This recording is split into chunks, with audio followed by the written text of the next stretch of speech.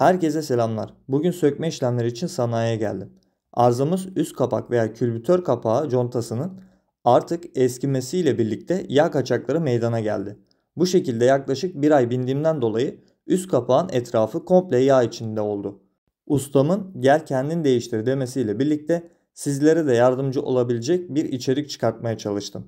Kanala abone olup videoyu beğenerek bana destek olabilirsiniz.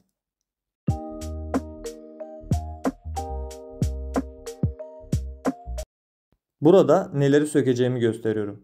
Enjektör hortumunu bağlantı noktasından boşa çıkarıyorum.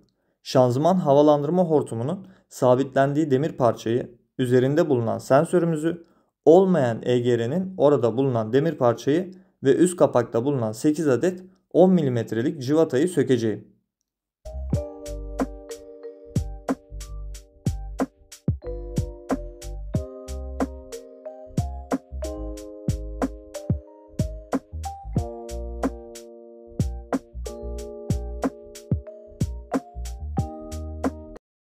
Sökmeye başlayalım. Söktüğüm cıvataların hepsi 10 mm'lik cıvatadır.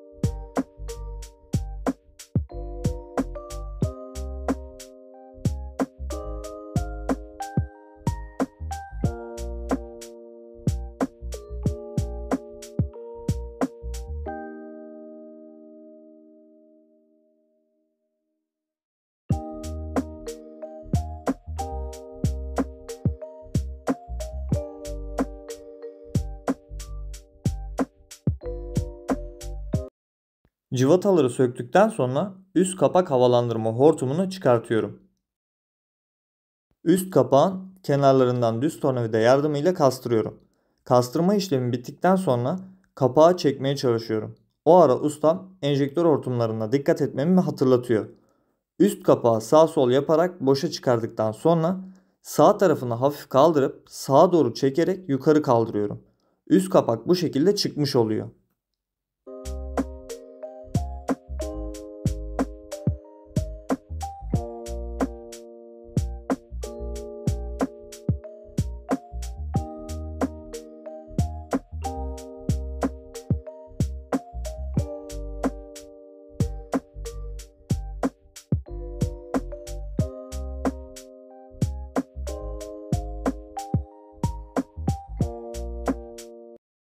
İnce düz tornavida yardımıyla eski contamızı kapaktan ayırıyorum.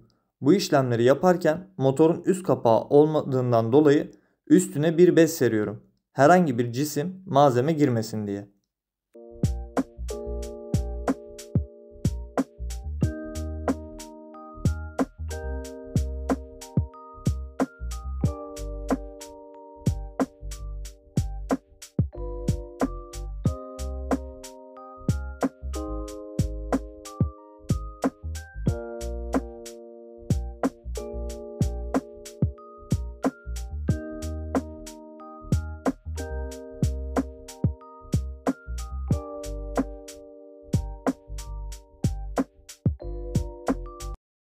Temizleme işlemini videoya alamamışım. Balata spreyi ile contanın gireceği yeri iyice temizledim. Temizleme işlemi bittikten sonra yeni contayı takıyorum. Conta sarkma yaparsa sabit kalması için çok az sarkan yerlerine sıvı conta sürüp sabitleyebilirsiniz.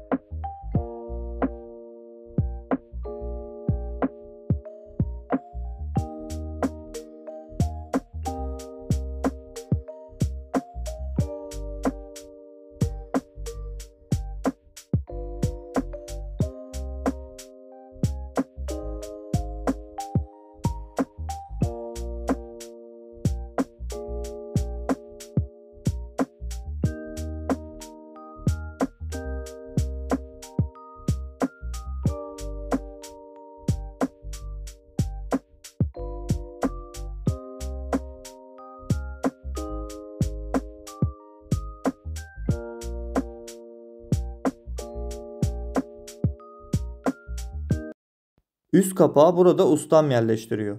Turuncu olarak görünen yerlere portakal sıvı conta sürüldü. Sürülen yerler üst kapağımızın sağ ve sol oval yerlerine gelmekte. Üst kapağı yerleştirirken contanın yerinden çıkmadığına emin olun. Tekrardan söylemek gerekirse conta sarkma yaparsa sıvı conta ile sabitleyebilirsiniz.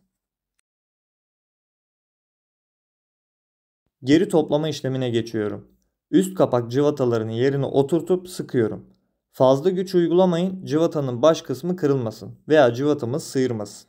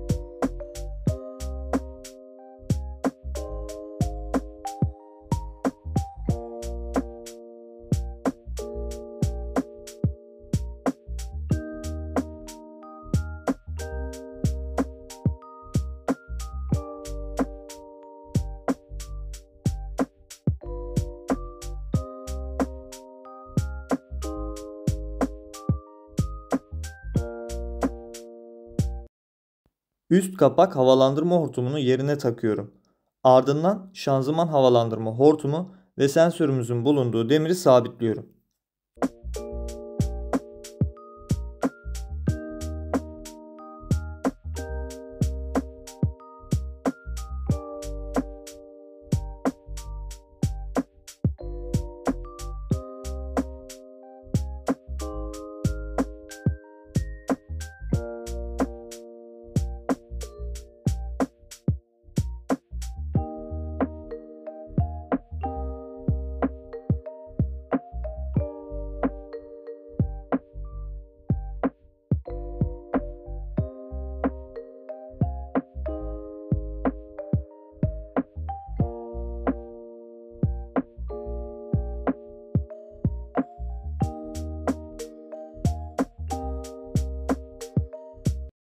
Olmayan EGR'mizin oraya sabitlenen demiri takıyorum. Sensörümüzü sabitleyip kontrollerimizi yaptıktan sonra işlemimiz bitiyor. Eğer ki sizin de böyle bir arızanız varsa kendiniz değiştirebilirsiniz. Yardımcı olan Osman Ustama tekrar buradan da teşekkürlerimi iletiyorum. Kanala abone olmayı, videoyu beğenmeyi unutmayınız. Başka videolarda görüşmek üzere. Kendinize iyi bakın.